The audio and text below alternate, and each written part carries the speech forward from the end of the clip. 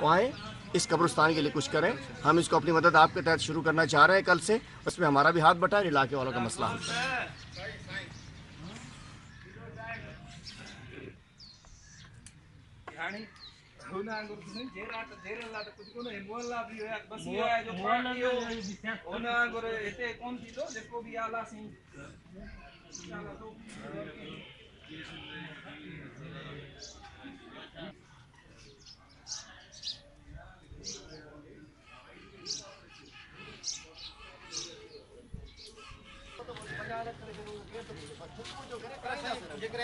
₹15 lakh corruption